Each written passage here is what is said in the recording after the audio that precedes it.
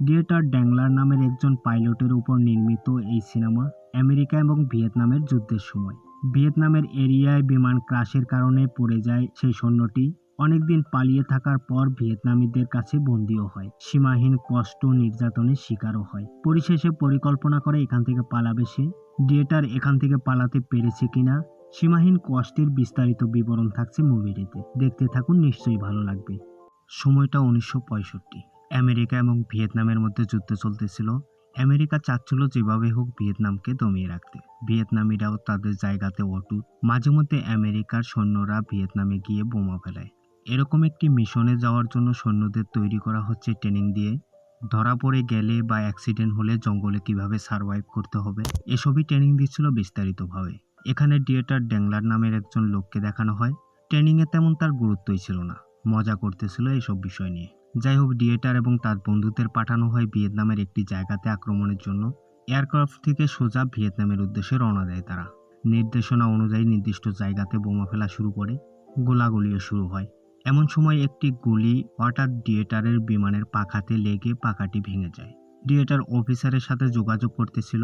তাদের অফিসার বলতেছিল যেভাবে হোক ভিয়েতনামের এরিয়া থেকে সেজন্য তাদের এরিয়ায় চলে আসে, তবেই তাকে সাহায্য করা যাবে। আর এটা কোনোভাবে সম্ভব হয় না। ভিয়েতনামের একটি গ্রামে ডিয়েটারকে বাধ্য হয়ে ল্যান্ডিং করতে হয়। ক্রাশ ল্যান্ডিং হয়। বিমানটি ক্রাশ হলেও ভাগ্যক্রমে ডিয়েটারের তেমন ক্ষতি হয় না। বিমান ক্রাশ ল্যান্ডিংয়ের পর ভিয়েতনামের কিছু লোকাল লোক যারা ভিয়েতনামের হয়ে কাজ করত তাদের কাছে অস্ত্রও ছিল, ছুটে আসতেছিল বিমানের কাছে। ড্যানলার কোনো রকমের জঙ্গলে গিয়ে পালায়।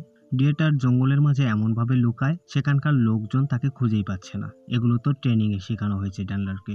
এরপর এখান থেকে বেরিয়ে একটি ঘন জঙ্গলে আসে। রাত্রিটি স্লিপিং বেডেই কাটিয়ে দেয়। যেহেতু যুদ্ধের সময় ছিল, আমেরিকার হেলিকপ্টার সবসময় ভিয়েতনামের আকাশে উড়াউড়ি করত। ডিয়েটারের একটি হেলিকপ্টার নজরে আসে, এজন্য একটি উঁচু জায়গাতে গিয়ে দাঁড়ায়। কিন্তু তখন কোনো হেলিকপ্টার দেখা যাচ্ছে না আকাশে। গরমও প্রচুর, আর বেশিক্ষণ এখানে থাকাও যাবে না। এখান থেকে নেমে পানি খেতে যায় ডিয়েটার। পিছন থেকে ভিয়েতনামের আর্মিরা তাকে ঘিরে ফেলেছে। এখানকার কিছু লোকাল গ্যাংয়ের লিডার তাকে নিয়ে একটি গ্রামে চলে আসে। ডিয়েটার বুঝতেছিল না তার সাথে কি হতে যাচ্ছে। সারা রাত এভাবে বেঁধে রেখে দেয় তাকে। ড্যানলার অনেক রিকোয়েস্ট করে বাথরুমে যাওয়ার জন্য, কিন্তু এই লোকেরা তো ইংলিশ জানতো না। আবার ড্যানলারও তাদের কথাও বুঝতে পারতেছিল না। তাদের কমিউনিকেশনে একটি গ্যাপ থেকেই যাচ্ছে। পরের দিন ডিয়েটারকে একটি লোকাল গভর্নরের বাসায় নিয়ে আসে। ডিয়েটার তাকে বলে, আমি জার্মানি। বিমান চালানোর দক্ষতার কারণে এখানে পাঠানো হয়েছে তাকে। গভর্নর তাকে অভয় দিয়ে বলে, তুমি যদি আমাদের সাথে ভালো ব্যবহার করো তাহলে তোমার সাথে আমরা বন্ধুর মতো ব্যবহার করব, তা না হলে প্রবলেমে পড়বে তুমি। এরপর একটি পেপার এগিয়ে দেয় তার দিকে। এটাতে সিগনেচার করতে হবে। এখানে এমন কিছু লেখা ছিল যাতে আমেরিকাকে ছোট করা হয়েছে। এখানে সিগনেচার মানে তাদের সাথে সহমত পোষণ করা। কিন্তু ডিয়েটার এটা করবে না, কেননা আমেরিকাকে সে অনেক ভালোবাসে। ডিয়েটারকে আবার সেই লোকাল লোকদের হাতে তুলে দেওয়া হয়। শাস্তিস্বরূপ তাকে একটি মহিষের সাথে বেঁধে দেওয়া হয়। মহিষটি টেনে হেঁচড়ে নিয়ে যাচ্ছে তাকে, আর গ্রামের লোকেরা মজা নিচ্ছিল। কখনো বা উল্টো করে ঝুলিয়ে দেওয়া হয়, আবার কখনো বা কূপের মতো এই ছোট্ট জায়গাতে ডুবিয়ে রাখে সারা রাত। এভাবে শাস্তি দেওয়ার পর তাকে একটি ক্যাম্পে হস্তান্তর করে।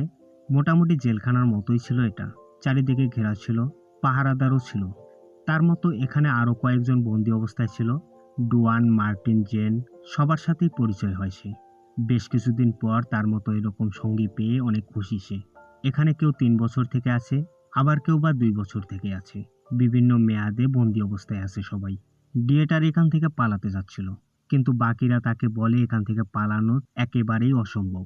বাইরের তীব্র জলের অভাব, জল খাবার ছাড়া এই পাহাড়ে 2 দিনের বেশি টেকাই যাবে না। তার উপরে আবার এখানকার পাহাড়ি মানুষ, এদের হাতে পড়লে তো একদমই শেষ। এখন থেকে বর্ষাকাল আসতে আরও 5-6 মাস সময় লাগবে। এতদিন তো ডিয়েটার এখানে থাকবেই না। দ্রুত একটা ব্যবস্থা করতে হবে। জেন তাকে বলে, যদি তুমি এখান থেকে পালিয়ে যাও, জঙ্গলের জীবজন্তু সাপের কামড়ে নিশ্চিত মারা যাবে। কিন্তু ডিয়েটার তার সিদ্ধান্তে অটুট। ডিয়েটার এখানে সবার কাছে জানতে পায় মাত্র 5-6 জনই পাহারা দেয় ক্যাম্পে। রাত্রে এই 6 জনও থাকে না। অতএব রাত্রেই উপযুক্ত সময় পালানোর। আর রাতে তো পালানো সম্ভব ছিল না।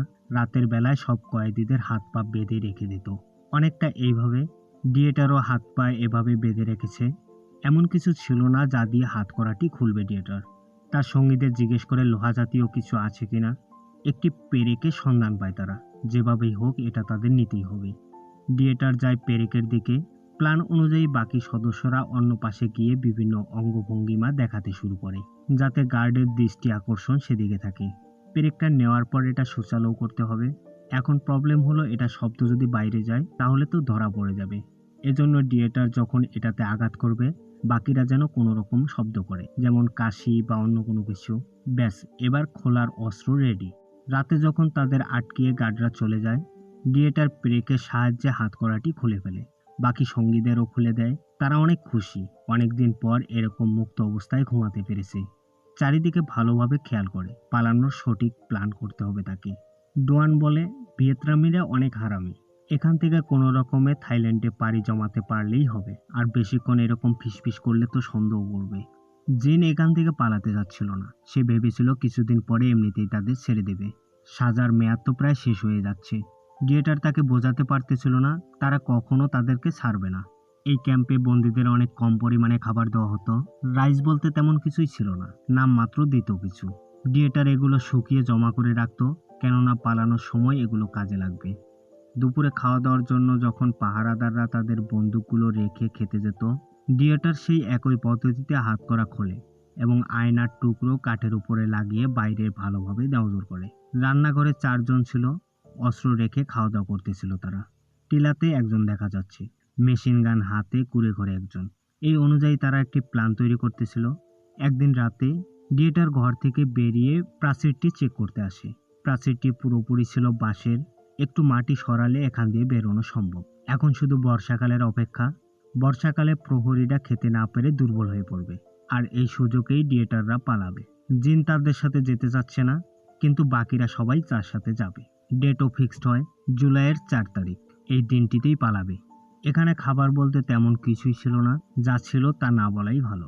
বাইরে খাবারের সংকটও দেখা দিয়েছে, তেমন ফসল ফলেনি। একদিন যখন তারা সবাই বসেছিল, প্রহরীরা রান্নাঘরে কি যেন বলাবলি করতেছে।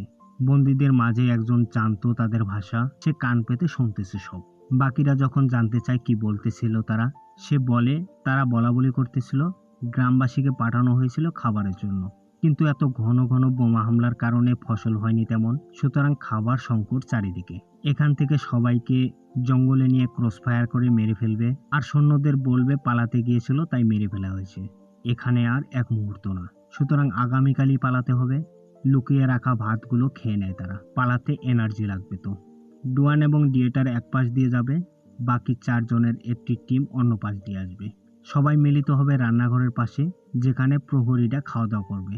তারপর সবাই প্রহরীদের ঘিরে ফেলবে, একই সময়ে সেখানে আসতে হবে। এটা খুবই ইম্পর্টেন্ট, মনে রাখতে হবে কিন্তু। এরপর প্ল্যান অনুযায়ী চারপাশ চেক করে নেওয়া হয়। ধীরে ধীরে সবাই নেমে আসে ঘর থেকে।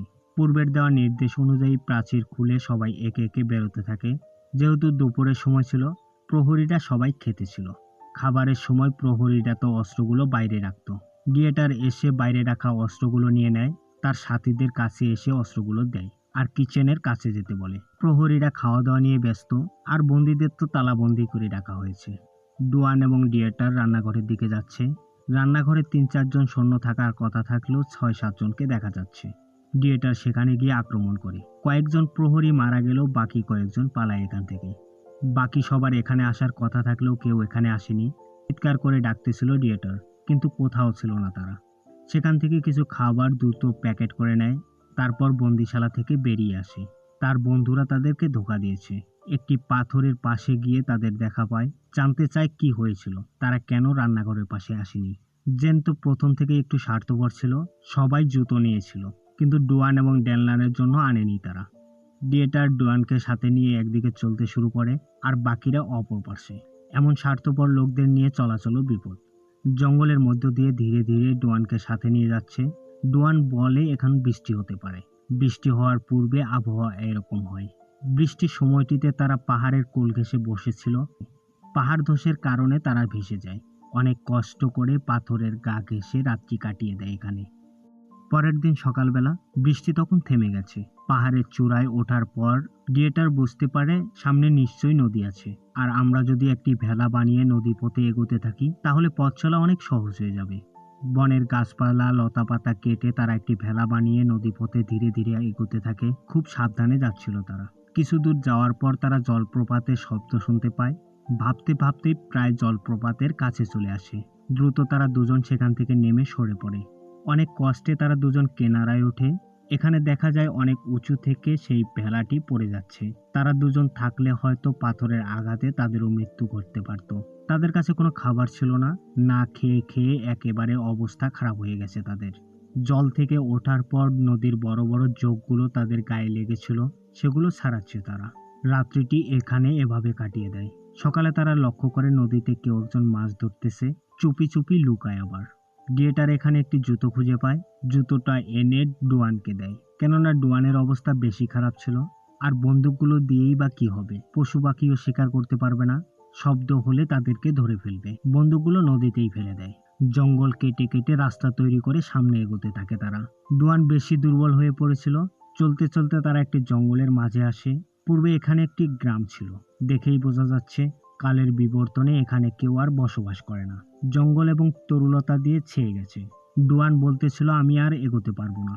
এতটাই দুর্বল হয়ে গেছে যে কথাও ঠিকভাবে বলতে পারতেছিল না ডুয়ান। তাকে রেখে ডিয়েটারকে চলে যেতে বলে। এখান থেকে রাতে সামনের দিকে এগোবে তারা। ডিয়েটার তাকে সাহায্য করবে। কষ্ট করে নদী পার হতে পারলেই আমেরিকার ক্লাব পাবে। সেই ক্লাবের রান্নাঘরে ঢুকে ইচ্ছা মতো খাওয়া দাওয়া করবে। অনেক খাবারের নাম বলে। এসব বলার কারণ ছিল ডুয়ানের আত্মবিশ্বাস হারিয়ে ফেলেছে। তাকে একটু মোটিভেট করতেছিল। হঠাৎ ওই আকাশে হেলিকপ্টার দেখে ডুয়ান ছুটে আসে। বাইরে হাত নাড়িয়ে বারবার বলতেছিল, আমরা এখানে, আমাদের প্লিজ উদ্ধার করো, হেল্প করো প্লিজ। কিন্তু তাদেরকে দেখতেই পায় না হেলিকপ্টারে থাকা লোকেরা। রাতে এখানে আগুন লাগিয়ে দেয়। আগুন দেখে হেলিকপ্টারগুলো এদিকে এগিয়ে আসে। ডিয়েটার ভেবেছিল হয়তোবা তাদেরকে দেখতে পেরেছে, কিন্তু হেলিকপ্টার এখানে এসে অনবরত গুলি ছুটতে থাকে। ডিয়েটারকে দেখতে অনেকটা ভিয়েতনামীদের মতো দেখাচ্ছিল, কেননা না খেয়ে খেয়ে জঙ্গলে ঘুরে ঘুরে তাদের মতো হয়ে গেছে। ডিয়েটার কোনো রকমে জীবন বাঁচায় এখানে। পরের দিন সকালে তারা দুজনে বাইরে বেরিয়ে আসে। একটি শিশু বাচ্চা পানি নিয়ে যাচ্ছিল। তাকে দেখে পানি খেতে চায় তারা। একটু পরেই হঠাৎই গ্রামবাসী ছুটে আসে। সেই লোকদের কাছে ছিল লোকাল অস্ত্র। তাদের কথাগুলো বুঝতে পারতেছিল না ডিয়েটার এবং তার সঙ্গী। কিছু বুঝে ওঠার আগে একটি লোক তার অস্ত্র দিয়ে ডুয়ানকে আঘাত করে। এক পর্যায়ে মাথা ধর থেকে আলাদা করে দেয়। ডিয়েটার তার সঙ্গীর মৃত্যু দেখে তার হাতে থাকা অস্ত্রটি দিয়ে সেই লোকদের ভয় দেখাতে শুরু করে। লোকগুলো একটি সরে গেলে ডিয়েটার ডুয়ানের পায়ের জুতো নিয়ে আবার জঙ্গলের মধ্যে চলে আসে। দৌড়াতে দৌড়াতে জঙ্গলের একটি প্রান্তে গিয়ে লুকায়। স্থানীয় লোকেরা তাকে আর খুঁজে পায় না। রাতে যখন একা একা বসেছিল ডিয়েটার, তার মনে হচ্ছিল তার পাশে যেন ডুয়ান বসে আছে। এরকম হ্যালোসিনেশনের মধ্যেই রাত্রি কেটে যায়। সকালে দেখতে পায় ভিয়েতনামের কিছু সৈন্য নদীর পাশে বসে আছে। তারা এখানে রাত্রি যাপন করেছিল। তারা চলে যাওয়ার পর সেখানে পড়ে থাকা খাবারগুলো কুড়িয়ে খায় সে। অনেকদিন অনাহারে সে নদীর পাশে একটি সাপ দেখে ধরে। এরপর জীবন্ত অবস্থায় সেই সাপটিকে কামড়িয়ে কামড়িয়ে খায়। ভাবতেও অবাক লাগে, এটি একটি সত্য ঘটনা। কতটা ক্ষুধার্ত এবং নিরুপায় হলে মানুষ এরকম করতে পারে। বসে থাকা অবস্থাতেই হঠাৎ আকাশে হেলিকপ্টার দেখতে পায়। ডিয়েটার হাতে পাতা নিয়ে বারবার নাড়াতে থাকে এবং চিৎকার করতে থাকে। এতটা দুর্বল ছিল যে চিৎকারও করতে পারতেছিল না ভালোভাবে। ভাগ্যক্রমে এবার নজরে আসে ডিয়েটার। হেলিকপ্টার থেকে রশি নামিয়ে দেওয়া হয়। ডিয়েটার সেই রশির সাহায্যে উপরে ওঠে। তখনই ভিয়েতনামি সৈন্যরা সেখানে আসে। তাকে উদ্দেশ্য করে গুলি ছোড়া শুরু করে। পাল্টা জবাব হিসাবে হেলিকপ্টার থেকেও গুলি ছোড়া হয়। বাধ্য হয়ে ভিয়েতনামিরা পালায়।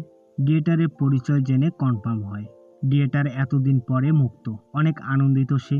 যেহেতু ডিয়েটার অনেক দুর্বল ছিল, তার চিকিৎসার জন্য হসপিটালে ভর্তি করা হয়। সেখানে 2টি সিআইডির এজেন্ট আসে জিজ্ঞাসাবাদের জন্য।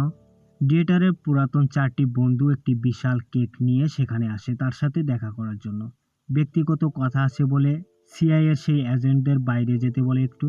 এরপর দেখা যায় সেই 4জন কেক বহনকারী বক্সটি নিয়ে চলে যাচ্ছে। যাওয়ার সময় এজেন্টদেরকে বলে তাদের বন্ধু একটু অসুস্থ, তাকে যেন একটু সময় দেওয়া হয়। তারা দ্রুত হেলিকপ্টারের কাছে আসে। সেই বক্সের মাঝে তারা ডিয়েটারকেও নিয়ে এসেছে। ডিয়েটারকে নিয়ে তারা সেই শিপে আসে। সেখানে থাকা সবাই ডিয়েটারকে অভ্যর্থনা জানায়। ডিয়েটারই একমাত্র ব্যক্তি যে ভিয়েতনামীদের হাত থেকে পালিয়ে আসতে পেরেছে।